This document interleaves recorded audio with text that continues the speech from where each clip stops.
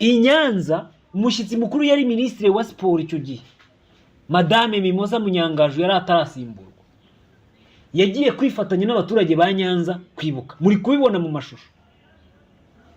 Hageraho gahunda yo kuvuga ngo hagiyeho gahunda yo gushyira indabo kumva zishinguyemo imibiri y'abatutsi bazize jenoside yakorewe abatutsi mu 1994.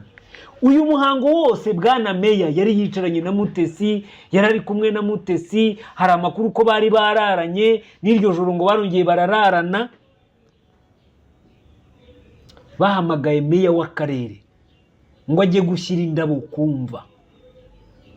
Meya nta soni nta bwoba, imbere ya ministre, imbere ya ba DPC, imbere ya ba Tom Ndahiro bari bariyo, imbere y'abayobozi batandukanye, imbere ya komanda, imbere y'umuyobozi w'ingabo, imbere ajyana n'inshoreke bajya gushyira indabo kumva.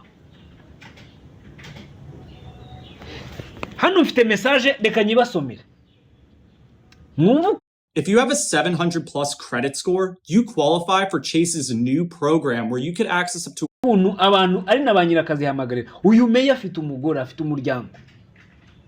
Afite umuryango. Afite umuryango. Ubu ngubu na za chat zatangiye kujya hanze rwose. Ubwino we kora subscribe. Kola subscribe kuri ino chaîne, mukuru yose mugiye kugenda mbasomera message akantu ku kandi n'amafoto wohererezanyije. Ariko Meya koherezanya amafoto mukagira ubwo mwoherezanya amafoto y'utwenda twimbere. Ino message iragira iti bahagurukije Meya ngo ashyire indabo kumva na Madame. Meya bamuhamagaranye na Madame.